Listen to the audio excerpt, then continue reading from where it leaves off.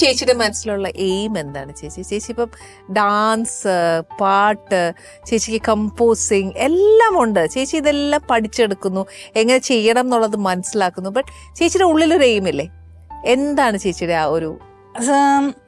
സത്യം പറഞ്ഞാൽ ഇപ്പോൾ ഒരു സംഗീതക്കാരുടെ എയിം എന്ന് പറയുന്നത് അവർക്ക് എപ്പോഴും എന്താ പറയണ പാടിക്കൊണ്ടേയിരിക്കണം എന്നുള്ള ഒരു ഇതാണ്. അപ്പം അതിനുള്ള ഒരു ശബ്ദവും നമുക്ക് ആ ഒരു സന്ദർഭവും സൗകര്യം അതൊക്കെ തരണം എന്നുള്ളതേ ഉള്ളൂ. അല്ലാതെ എനിക്ക് പ്രത്യേകിച്ച് അങ്ങനെ എയിമില്ല. കാരണം ഒരുപാട് സ്ഥലങ്ങളിൽ, ലോകമെമ്പാടുമുള്ള സ്ഥലങ്ങളും ഇന്ത്യ ഒട്ടാകെയും അങ്ങനെ എല്ലായിടത്തും ഞങ്ങൾ കച്ചേരി ചെയ്തു. പിന്നെ ഒറ്റയ്ക്ക് മാത്രമല്ല, ഞങ്ങൾ കല്യാണം കഴിച്ചതിന് ശേഷം ഞങ്ങൾ രണ്ടുപേരും കർണാട്ടിക് മ്യൂസിക്കിൽ എനിക്ക് തോന്നുന്നു ഞങ്ങൾ മാത്രമേ ഉള്ളൂ മെയിൽ ഫീമെയിൽ ചേർന്ന് കർണാട്ടിക് കോൺസേർട്ട് ചെയ്തത് without any compromise in voice. എന്നുള്ള പുള്ളിയുടെ അദ്ദേഹത്തിന്റെ ശ്രുതിയിലാണ് ഞാൻ പാടുന്നത്. അപ്പൊ അതില് പലരും ചോദിക്കും ഏത് ശ്രുതിയിലാണ് പാടുന്നതെന്നൊക്കെ. അവർക്കത് ഒരു സർപ്രൈസ് ആണത്, എങ്ങനെ ഇത് സാധിക്കുന്നു എന്നുള്ളത്. ഇപ്പൊ ഞങ്ങളുടെ ഗുരു ബാലമുരളി സാറും ഞങ്ങളുടെ അടുത്ത് പറഞ്ഞിട്ടുണ്ട്, ഒരു റെയർ അല്ലേ, you should do it, don't keep away from it. അതെ, ഇപ്പൊ ഗുരുജി പറഞ്ഞ പോലെ തന്നെ ചേട്ടാ, അതേപോലെ എന്തെങ്കിലുമൊക്കെ പുതിയത് കണ്ടുപിടിക്കാൻ നിങ്ങളും ശ്രമിച്ചിട്ടുണ്ടോ? ഐ മീൻ എന്തെങ്കിലും പുതിയ, ഇപ്പം രണ്ടുപേരും ഒരുമിച്ച് പാടി എന്ന് പറഞ്ഞു, അതേപോലെ പുതിയ കോൺസെപ്റ്റ് എന്തെങ്കിലും? കോൺസെപ്റ്റ് നമ്മള് മ്യൂസിക്കിൽ തന്നെ കുറെ ചെയ്തിട്ടുണ്ട്. നമ്മള് രാഗരസ, രാഗവിദ്യ, ഇങ്ങനെയൊന്നും പറഞ്ഞാൽ എനിക്ക് അറിയില്ല, പക്ഷെ എന്നാലും ആസ്വദിക്കാം. അതായത് ഒരു രാഗം കാണും എല്ലാത്തിനും. ആ രാഗത്തിലുള്ള പല ഫിലിം സോങ്സ് കർണാട്ടിക് ഇതെല്ലാം ബന്ധപ്പെടുത്തി അതിനെ ഒരു കമ്പയർ ചെയ്ത് അങ്ങനെയൊക്കെ ഞാൻ കുറെ വർഷങ്ങൾക്ക് മുമ്പേ യൂട്യൂബിലൊക്കെ നോക്കിയാൽ കാണാം. അപ്പൊ ചേച്ചിയാണ് ഇതിന് ഇനിഷ്യേറ്റീവ് എടുക്കുന്നത്, ഇങ്ങനെ ചെയ്യണം അങ്ങനെ ചെയ്യണം? അതെ, കാരണം വെച്ചാല് അദ്ദേഹത്തിന് ഞാൻ ചിത്ര ചേച്ചിയുടെ ഒരു 25-30 ആൽബംസ് മ്യൂസിക് ചെയ്തിട്ടുണ്ട്. 52. എന്തുവാ ചേട്ടാ 52? ഇല്ലല്ല, അത് ഇപ്പൊ ചിത്ര ചേച്ചി പാട്ടുള്ള രാമായണം, നാരായണീയം അതൊക്കെ ഞാൻ മ്യൂസിക് ചെയ്തതാ. അത് വീഡിയോ ആയിട്ട് ഷീ ഹാസ് പബ്ലിഷ്. രാമായണ മാസത്തിലൊക്കെ അത് യൂട്യൂബിലൊക്കെ കാണാം. അങ്ങനെ തിരുവാതിരക്കളി പാട്ട് വരെ ചെയ്തിട്ടുണ്ട്. സോ ഓണം വന്നു കഴിഞ്ഞാൽ ഞങ്ങൾ ഡാലസിൽ ചെന്നപ്പോ 4-5 വർഷം മുമ്പേ ഗസ്റ്റ് ആയിരുന്നു അവിടുത്തെ ഓണാഘോഷത്തിന്. അപ്പൊ ഈ പാട്ട് പ്ലേ ചെയ്തിട്ടാണ് നിങ്ങളെ സ്വീകരിച്ചത്. അല്ല, അവരെല്ലാം എവിടെ തിരുവാതിരകളി ആര് ഇത് ചെയ്താലും അത് ആ കാസറ്റ് ചെയ്തത് കൃഷ്ണന്റെ ആയിരിക്കും.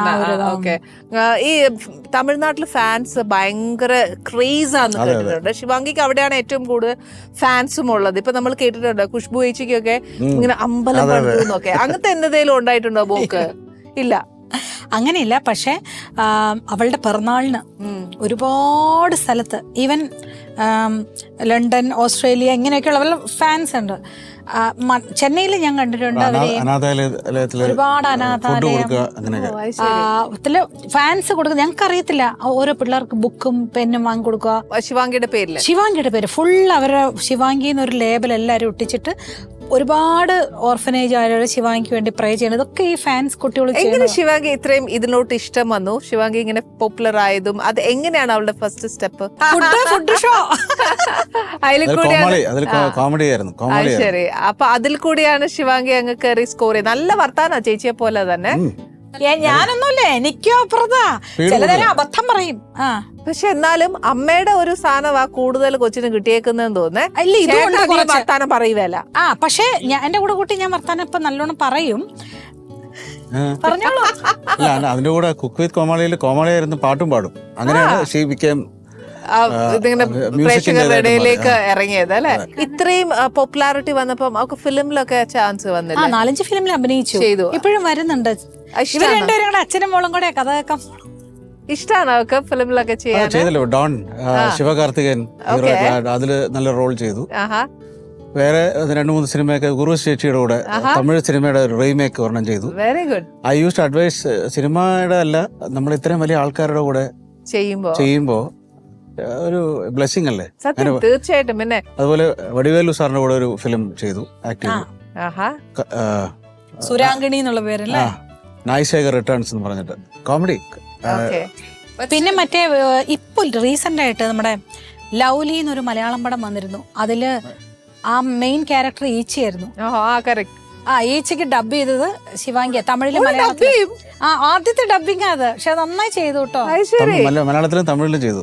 ആക്ച്വലി ചേച്ചി ഇതൊക്കെ ചേച്ചിയുടെ ജീനാണോ ചേട്ടന്റെ ജീനാണോ രണ്ടുപേരുടെയും കൂടെ. പക്ഷെ എന്നാലും ഞാൻ ഡബ് ചെയ്തിട്ടുണ്ട്. ഷാജി കരുൺ സാറിന്റെ യുനോ നമ്മുടെ ശരത് ദാസ് സ്വം എന്നൊരു ഫിലിമില്ലേ, ശരത്തിന്റെ വോയിസ് ഉണ്ട്. നമ്മൾ ഒന്നുകൂടെ കേൾക്കണമല്ലോ ഇനി.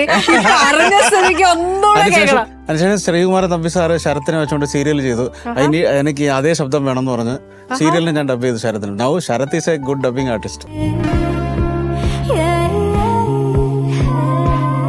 Ali's Kitchen. Let's cook with love.